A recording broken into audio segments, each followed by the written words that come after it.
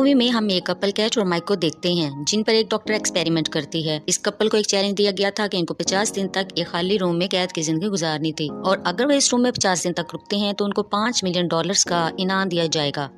और अगर इन दोनों में से किसी एक ने भी हार मानी तो ये इनाम कम होकर $1 मिलियन तक रह जाएगा।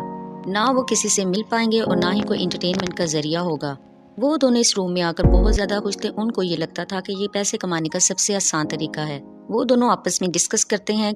कैट उसे कहती है कि मैं $5 मिलियन से अपने सारे सपने पूरे करूंगी, जबकि माइक कहता है कि मैं तो इनको पार्टीज में उड़ाऊंगा, हमें पैसे खर्च करते हुए सोचना भी नहीं पड़ेगा। फिर उनको आवाज आती है और उनको बताया जाता है कि रूम में एक बेंच है और एक वॉशरूम है जिसमें छोटा सा मॉनिटर होता है और उसमें सारे नोट्स लिखे होते हैं कि उनको रूम में किस तरह से रहना है।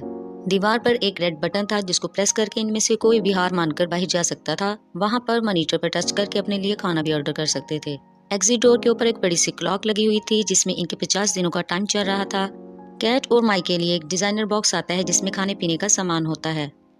रात को सोते वक्त ऑटोमेटिकली लाइट्स बंद हो जाती, सुबह होने पर ऑटोमेटिकली ऑन भी हो जाती थी। सुबह, दोपहर और शाम के होने के डिवाइस में अनाउंसमेंट की जाती थी। स्क्रीन पर सर्च करके वो अपने लिए अलार्म भी लगा सकते थे। वो रूम में इतना खुश थे जैसे इनकी वेकेशन चल रही है। पहली रात गुजारने के बाद कैट बहुत ज्यादा खुश है और कहती है कि हम ये चैलेंज पूरा करेंगे। फिर वो सोचती है कि ये डॉक्टर ने हमें चैलेंज क्यों दिया है। माइक उसे कहता है कि मुझे इसके बारे में कुछ नहीं पता। फिर दोनों खुद को बिजी करने की कोशिश करते हैं। कैट मेडिटेशन करती है। माइक घूर घूर कर इस क्लॉक की तरफ देखता है जिसमें 50 दिन का टाइम चल रहा होता है। माइक अजीब अजीब बातें सोचने लगता है कि इस रूम की दीवारें सफेद क्यों हैं। कुछ दिन के बाद माइक को अच्छा फील नहीं होता, उसे ठीक से नींद भी नहीं आ रही होती। कैट अपना रूटीन का काम जारी रखती है।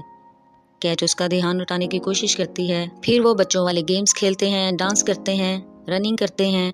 वो लॉन्ड्री में अपने कपड़े धोने के लिए देते हैं और वापसी में उनको नए कपड़े मिल जाते हैं। कुछ हफ्ते इनके इसी तरह गुजर जाते हैं। फिर माइक को रूम में एक कीड़ा नजर आता है और वो उससे बातें करने की कोशिश करता है। माइक उसे मिल्कशेक के कुछ कतरे भी देता है। डिवाइस से आवाज आती है कि ये खाना सिर्फ तुम लोगों के लिए है। माइक उस डिवाइस से कहता है कि ये कीड़ा भूख की वजह से मर जाएगा, मैं इसे बाहर निकालने की रिक्वेस्ट कर रहा हूँ। कैट उसे समझाती है कि स्पीकर से दोबारा आवाज नहीं आती। दोनों में बहस होती है। वो इस कीड़े को बचाने की कोशिश कर रहा था और कहता है कि मुझे कीड़े को बाहर निकालना पड़ेगा, लेकिन कैट उसे कहती है कि रेड बटन दबाने से हम हार जाएंगे। फिर कैट वॉक करते हुए आगे की तरफ जाती है तो उसका पाँव कीड़े के ऊपर आ जाता है और कीड़ा वहीं पर मर जाता है। कैट कहती है कि मैंने इसे जानबूझकर नहीं मारा, लेकिन माइक को इस पर बहुत गुस्सा आता है कि तुमने इसको क्यों मार दिया, और जाकर नाराज होकर बैठ जाता है। इनको इस डिवाइस में 2 ट्रीट लेने का चांस होता है। माइक कहता है कि मैं एक ट्रीट लेना चाहता हूँ, जबकि कैट कहती है कि इससे हम $1 लाख कम कर लेंगे। लेकिन वो फिर भी अपनी ट्रीट ले लेता है और उसको बदले में ग्रीन कलर का स्केच मिलता है। वो इससे दीवार पर रंग करने लगता है और वो कैट का पोर्ट्रेट बनाना स्टार्ट कर देता है। कैट इससे बहुत बोर हो जाती है और वो उठकर चली जाती है। स्केच से दीवारों को भर देता है और हर जगह पर स्केच से डिजाइन बनाता रहता है। कैट इस वजह से बहुत परेशान रहती है।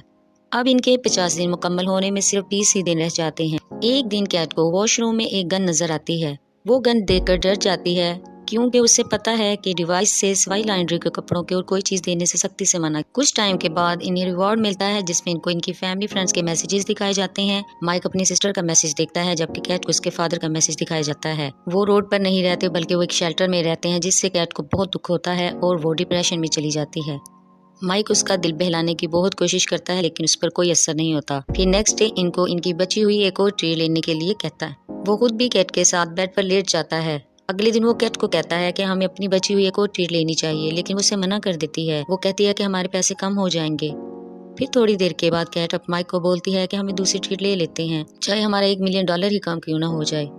माइक दूसरी ट्रीट लेने के लिए मॉनिटर पर टच करता है तो दरवाजा खुलता है और एक नंगी औरत अंदर आती है। उसका नाम साइमन होता है। साइमन जब ये सुनती है तो डॉक्टर के इस एक्सपेरिमेंट पर हैरान रह जाती है। वो सिर्फ एक एक्ट्रेस थी जिसे इस काम के लिए हायर किया गया था। वो पूरे महीने के लिए यहाँ बुक की गई थी। साइमन को यहाँ पर 24 घंटे इनके साथ रूम में गुजारने थे। कैट माइक से कहती है कि अपनी टी-शर्ट उतारकर साइमन को दे दो ताकि वो खुद को कवर कर ले। साइमन माइक की ड्रंक्स देखती है और उनकी बहुत तारीफ करती है, जिससे कैट को जेलसी फील होती है। रात को माइक दोनों लड़कियों को बेड पर सोने का कहता है और खुद जमीन पर सो जाता है। साइमन कैट से बातें करने लग जाती है। साइमन कैट से पूछती है कि तुम और माइक कैसे मिले थे। वो कहती है कि एक दफा बारिश के दौरान इनके पास अम्ब्रेला नहीं थी। माइक इसके पास आया और उसने इसे भीगने से बचाया। वो दोनों आपस में काफी देर तक बातें करती हैं। थोड़ी देर के बाद माइक भी उठ जाता है और साइमन के पास जाके बैठ जाता है, जहाँ वो अपने अपने लाइफस्टाइल के बारे में बातें करने लगते हैं। साइमन बताती है कि इसने अपनी मदर को बचपन में ही खो दिया था। दोनों अपने दुख शेयर करते हैं। वो दोनों काफी देर तक बातें करते हैं, जिससे कैट देखकर जेलसी फील करती है और उसे बहुत गुस्सा आता है। वो साइमन से बोलती है कि तुम मेरे बॉयफ्रेंड को छीनने की कोशिश कर रही हो। इस पर साइमन को भी कैट पर गुस्सा आता है और वो बोलती है कि जैसे अपने बॉयफ्रेंड पर यकीन नहीं, उसे दूसरों पर क्यों यकीन होगा। उन दोनों की आपस में लड़ाई हो जाती है और दोनों एक दूसरे पर चिल्लाने लगती हैं। नेक्स्ट मॉर्निंग साइमन वहाँ से चली जाती है और जाते हुए एक मैसेज छोड़ जाती है, जिसमें लिखा होता है कि पहले मुझसे कभी किसी ने इतने प्यार से बात नहीं की। कैट माइक को ये मैसेज दिखाती है और उसे कहती है तुम मुझे चीट कर रहे हो। माइक कैट को समझाता है कि सामने जो लिखा है वो झूठ है, इस रूम में जानबूझकर ऐसा किया जा रहा है ताकि हम दोनों आपस में लड़ें और हार मान लें। लेकिन कैट माइक को धक्का देती है और उसका सर दीवार से टकरा जाता है और सर से खून बहने लगता है। उसे कहता है कि तुमने मुझे धोखा दिया है। माइक उसे कहता है कि मैंने तुम्हें धोखा नहीं दिया।